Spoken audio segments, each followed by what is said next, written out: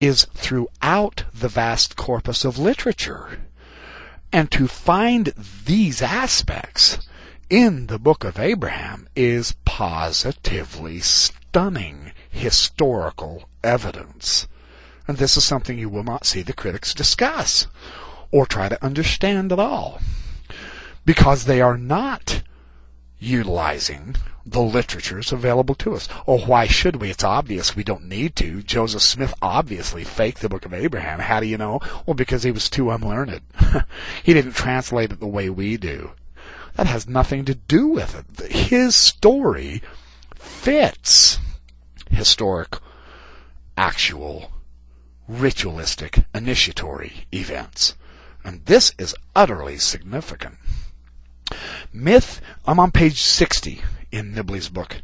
Myth and reality meet in ritual. And this ritual is rehearsing something other than what's supposed to have happened far away and long ago. But it is an actual historical event in its own right. Now, in a world where every major occurrence in the life of the individual and the society was ritualistically treated, and these rituals, by the way, were invested with cosmic significance also, there's no reason to distinguish between ritual and history. And this is the scholarly conclusion. This is not Nibley's conclusion. It's fascinating. So, the story of the two brothers and the story of Senuhi, how were they viewed? Well, here's what the conclusion is. They are a ritual inspiration. And what these stories are representing to us, if we'll bother to read them, is the initiation rites. And this goes for the book of Abraham also. It's all about the initiation rites. It's the same features of these tales, whether in Egyptian or Hebrew alike. It is to the reference to initiation. This is the idea in the Joseph Smith papyri. That was the message of the Joseph Smith papyri. Nibley spent 500 to 600 pages showing us this. And the critics virtually ignore it. It's no wonder. It's too much work for such an unlearned boy to really get right. Well, that's bias. That's not scholarship. Everything in the Joseph Smith papyri suggests the possibility that Abraham's history is not to be separated from his actual involvement in the Egyptian royal rites. And these rites had great significance for the ancient Egyptians, as well as it did for Abraham, and Isaac, and Jacob, all of the patriarchs, Enoch, Moses. This is the whole kip and caboodle of the gospel in ancient times as far as that goes. So when we read about these particular episodes in his life in the book of Abraham, instead of saying, oh, well, this isn't in the Bible, therefore it's false, no, what we're understanding is this is truly represented in ritual texts, and these come from the same time period, and they are at the same time historical. The revelations of the prophet Joseph Smith made it clear from the very start. This is how he set it up himself, see. He tapped right into the ancient aspect of this thing, is that we are supposed to follow Abraham's example in the ordinances as well as the rules of life. And this is because the archetypes held up as the example for all the Latter-day Saints to follow is certainly Abraham. His life occurrences, how he responded to them, how he reacted both to man and God, all of this we are also supposed to imitate. The scripture says we are admonished to go and do the works of Abraham. This is D&C 132:32. And we are the seed of Abraham, so we should do what Father Abraham did. So it doesn't matter about the cultural gap.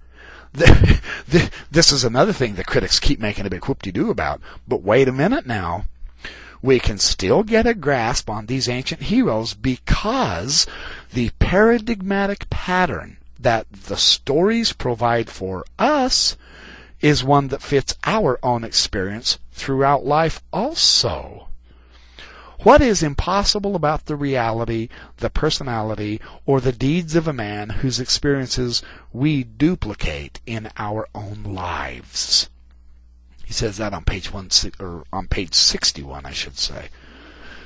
So this is an utterly fascinating aspect of the relevance, the need, the hope, and the fear, and the necessity, I'll say it that way, the necessity of acquainting ourselves with the ancient literatures. And why is the ancient Egyptian literatures relevant? Well, that should become obvious. Abraham went down into Egypt, and while he was there, an astonishing, life-changing events happened to him.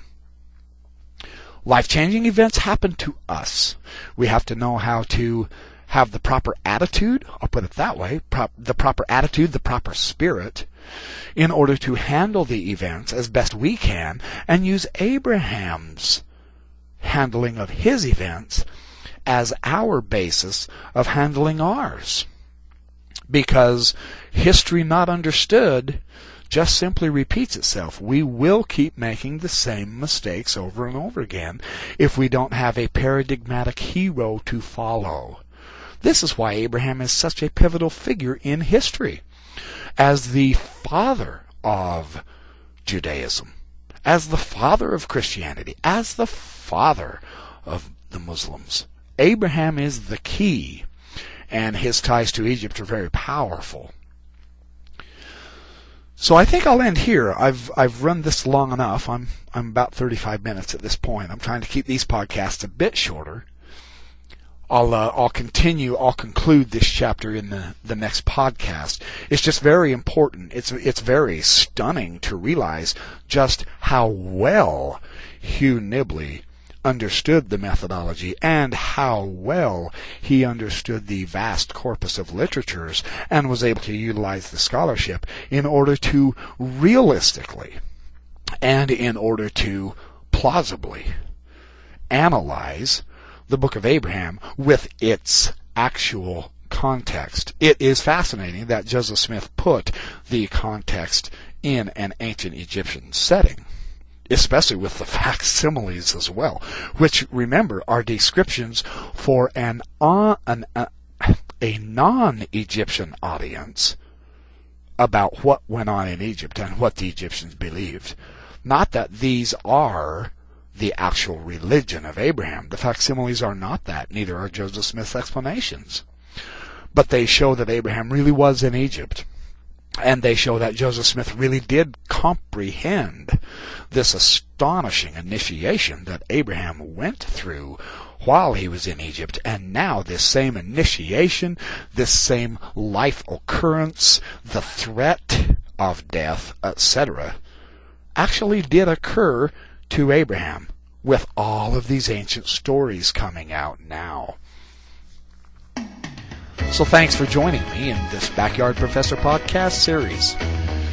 As always, it's a great pleasure for me to be able to share some of the importance of the LDS Scriptures with you and of Hugh Nibley's vast, interesting, stunning, insightful scholarly analysis.